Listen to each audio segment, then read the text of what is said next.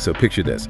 It's May 29th, 1953. The news it breaks. All over the radio wires, headlines across the globe.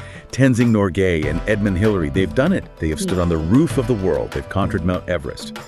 Now, the sources we're looking at today, they describe the reaction in India as, well, just pandemonium. Quote, all of India was immersed in celebration. But what's really interesting here isn't just the celebration, it's what the government actually did with all that energy. It's a classic case of trying to institutionalize a moment, isn't it? Prime Minister Jawaharlal Nehru looked at that, and he didn't just see a victory lap.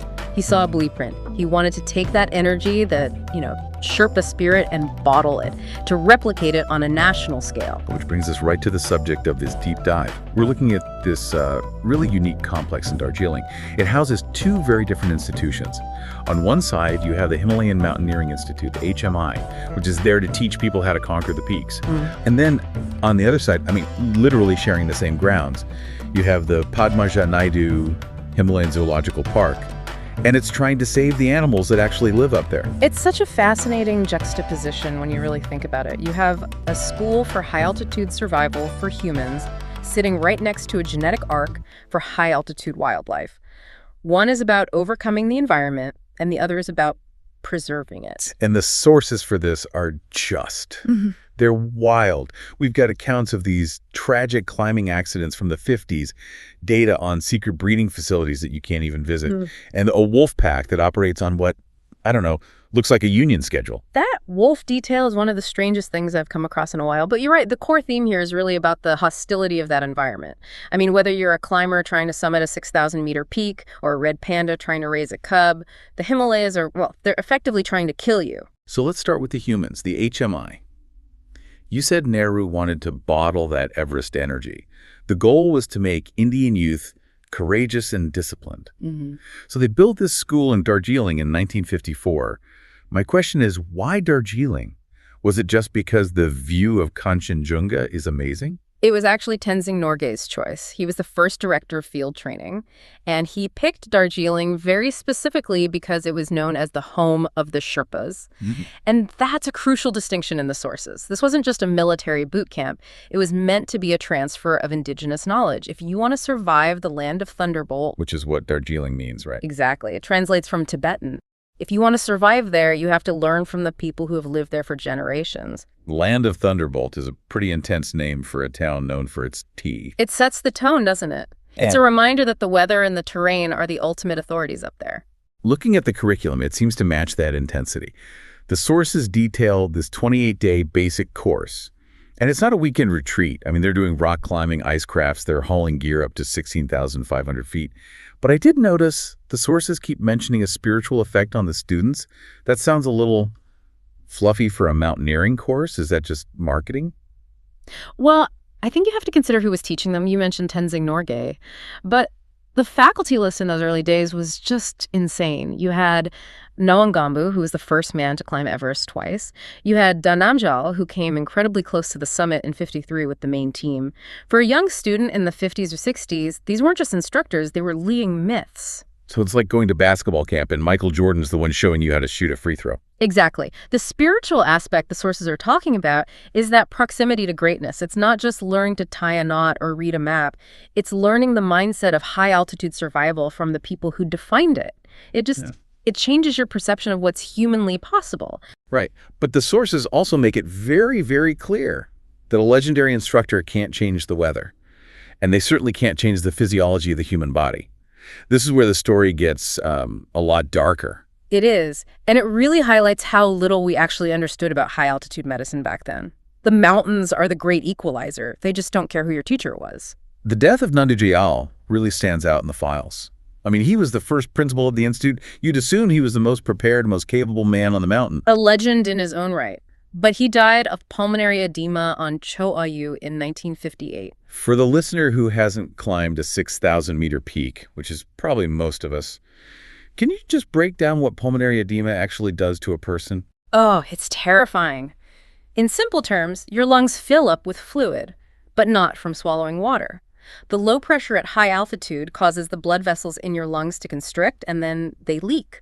Fluid from your blood seeps into the air sacs. You're essentially drowning in your own body fluids. Today, climbers know the symptoms. A dry cough, bubbling sounds in the chest, extreme fatigue. We have medication for it. And we know the only real cure is to get down immediately.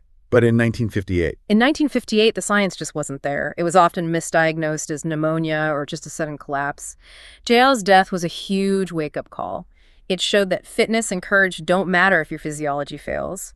It turned mountaineering from this purely physical thing into a medical and scientific challenge. And it wasn't just illness. The list of casualties in the source material it's sobering. Yeah. There's Unkami, who was a prodigy, the youngest Everest climber of his time. He was buried in an avalanche in 1970. And Fu Dorje, an instructor who slipped and fell on Nanda Devi. That one hits hard because it's just a slip. 1 second. And that's the reality of the School of Snow. It's a grim validation of why HMI exists in the first place. You can't conquer the mountain. You can only survive it if you are technically perfect. That slip by Fu Dorje, that's 1 second of lost focus. The HMI training, all those repetitive drills, the icecraft, it's designed to minimize that 1 second of error. But you can never, ever eliminate the risk completely. Given all that risk, is the Institute still relevant today? I mean, commercial climbing has changed the game so much, you could basically pay to be dragged up Everest now. It is still very relevant, especially for professional training. The sources note that just recently, in 2022, HMI and the Indian Army were climbing Mount Jongsong and Mount Domkang. They're still pushing the limits, and maybe more importantly, they are still doing these huge public displays to keep that narrow vision alive. You're talking about the Hargar Turanga campaign? Yes. I saw the photos in the file. They displayed a 7,500 square foot national flag, had it in Darjeeling, took it all the way to Dal Lake in Srinagar. It sounds like a PR stunt, and sure, in some ways it is, but think about the logistics. Hauling a 7,500 square foot piece of fabric up a mountain or across a lake isn't easy. It's a display of logistical capability.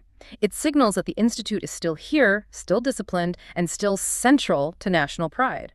So that's the conquest side of the complex, Yeah. the humans trying to plant flags. Now let's give it to the conservation side. We're still on Jawahar Parbat, about 7,000 feet up, but we're entering the PNHCP. And I'll be honest, when I hear zoo, I usually think of, sad animals in small cages. But the sources suggest this place is operating on a whole different level. You have to stop thinking of it as a zoo in that Victorian sense and start thinking of it as a genetic laboratory. This is a specialized facility for high-altitude fauna.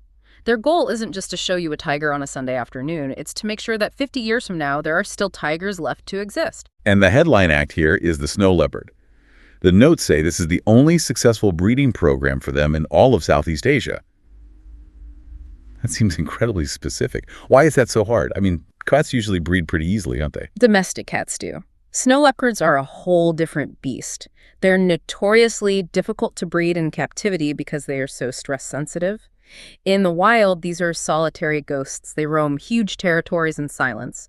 If you put them in a typical zoo enclosure with noise, crowds, and heat, their reproductive systems just shut down. It's a stress response. So how did PNHCP crack the code?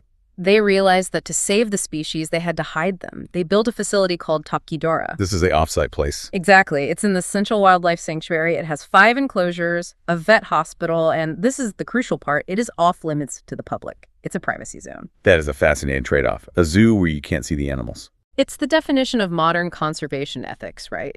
The animal's welfare comes before the visitor's experience. And it worked. The sources mention a leopard named Nia, a wild rescued animal from Ladakh. She arrived in 2000 and was a total game changer. Why her, specifically? Her DNA. In captive breeding, genetic stagnation in breeding is the enemy. It leads to health defects, weakness.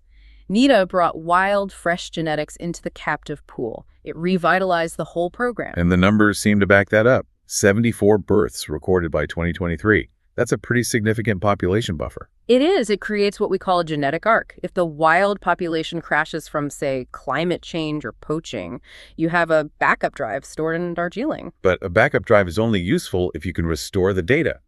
Breeding them is one thing, putting them back in the wild is another.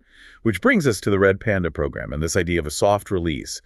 What on earth is a soft release for a panda? This is one of the hardest things to pull off in conservation biology. You can't just take a zoo-born red panda, open its cage in the forest, and say, good luck, have fun, Because it wouldn't know how to be a panda. Exactly. It wouldn't know what to eat, it wouldn't know what a predator looks like, and physically it wouldn't be acclimatized.